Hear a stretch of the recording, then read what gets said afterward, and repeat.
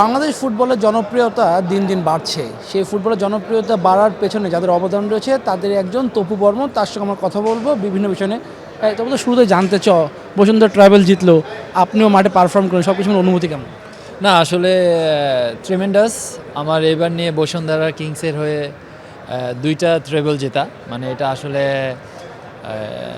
এত এত খুশি এবং এত ভালো লাগছে, কারণ আমার মনে হয় এটা অনেক একটা রেকর্ড বসুন্ধরা কিংসের জন্য। কারণ আমি জানি না এর আগে পরপর এক টিম দুইবার ট্রেবল পেয়েছে কিনা জানি না, বাট আসলে এটা আমাদের প্লেয়ার এবং আমাদের ম্যানেজমেন্ট, কোচিং স্টাফ সবার সমন্বয়ে এই এত বড় একটা অ্যাচিভমেন্ট আমরা করতে পেরেছি। আসলে আমি সবাইকে ধন্যবাদ জানাতে চাই এবং আসলে we are very happy. Bashundhara kings football টিমটা যখন খেলেন, মাঠের পারফরমেন্স বলি, ম্যানেজমেন্ট বলি, সব কিছু মিলে কেমন লাগে? না, খুবই ভালো লাগে, খুবই ভালো লাগে, কারণ আমাদের হোম গ্রাউন্ড এবং আমাদের নিজস্ব স্টেডিয়ামে আমরা হোম ম্যাচগুলো খেলি এবং আমাদের নিজস্ব প্র্যাকটিস গ্রাউন্ডও আছে। আসলে এনভায়রনমেন্ট, ফ্যাসিলিটিস একদম ফার্স্ট ক্লাস, কারণ আমাদের গোল জিম, যেটা আসলে আমার মনে হয় one of the best south এশিয়ার। আসলে খুবই ভালো লাগে এবং এই ক্লাবে আপনার মনে হয় আমি 7 বছর ধরে এই ক্লাবে খেলছি এবং খুবই ভালোভাবে সার্ভিস দিচ্ছি এবং সর্বোচ্চ পর্যায়ে তারা ফ্যাসিলিটি আমাদেরকে দিয়ে থাকে। তো আসলে অ্যাজ এ প্লেয়ার এটা অনেক ডেভেলপ করে পারফরমেন্সে এবং আপনাকে লংজিভিটি বাড়ায়। আপনি যত ফ্যাসিলিটিসে থাকবেন সেইখানে আপনি যদি ইউজ করতে পারেন, ডেফিনেটলি আপনার পারফরমেন্স ভালো হবে। বাংলাদেশ ফুটবল দিন দিন জনপ্রিয়তা বাড়ছে, ফুটবলের দর্শক বাড়ছে, সেটি নিয়ে কি বলবেন? আপনি মাঠ থেকে পারফর্ম করছেন, আপনার জনপ্রিয়তা দিন দিন বৃদ্ধি পাচ্ছে।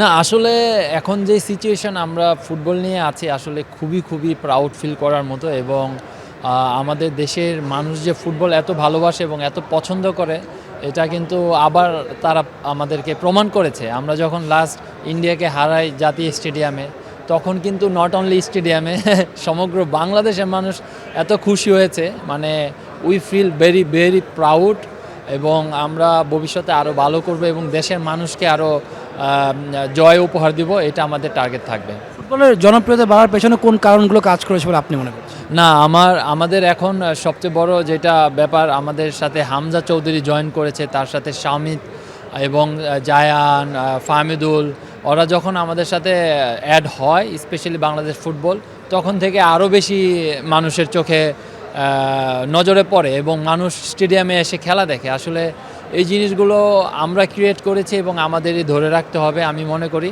একটা জিনিস আমাদের দেশের মানুষরা চায়, সেটা হলো উইন, এবং আমরা সেটা দেওয়ার জন্য এখন প্রস্তুত আছি। আমাদের মনে হয় নতুন কোচও এসেছেন বাংলাদেশে, তো আসলে তার আন্ডারে এবং তার আওতায় আমরা আরও বাংলাদেশকে আগায় নিতে চাই।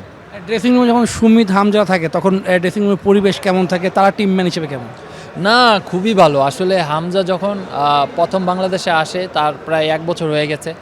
শাওমিতারও আর কয়দিন পরে 1 বছর হয়ে যাবে। তারা আসলে আউটস্ট্যান্ডিং হিউম্যান বিং।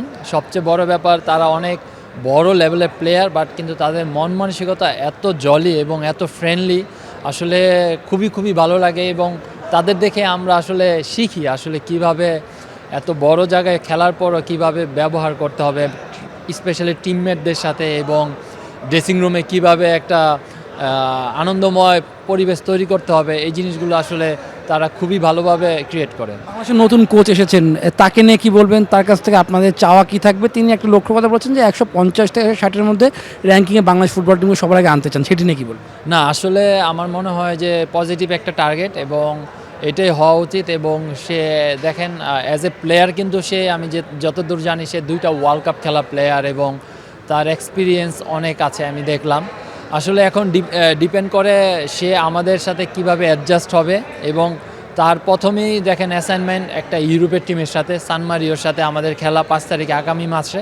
সেইখানে আমরা আসলে তার প্র্যাকটিসে কি করছি, আসলে তার জন্য অনেক কম সময়, বাট এইখানে যদি আমরা তাকে 100% সহযোগিতা করতে পারি এবং সে যদি আমাদের সাথে অ্যাডজাস্টমেন্টের যে ব্যাপারটা আমি বললাম, সেটা যদি 100% ফুলফিল হইতে পারে এই কয়দিনের মধ্যে, তাহলে আমার মনে হয় যে প্রথম ম্যাচেই আমরা বুঝতে পারবো আসলে তার আন্ডারে আমরা ইন ফিউচারে কী করতে পারবো। থ্যাংক ইউ, ধন্যবাদ। দর্শক, আমাদের সঙ্গে রয়েছেন তপু বর্মন, তার সঙ্গে বিভিন্ন বিষয়ে নিয়ে কথা বললাম। জাতীয় দল নিয়ে তাদের পরিকল্পনা কি, নতুন কোচ নিয়েও তিনি তার মতামত জানালেন। শুভদেবনাথ, নিউজ 24, বসুন্ধরা, ঢাকা।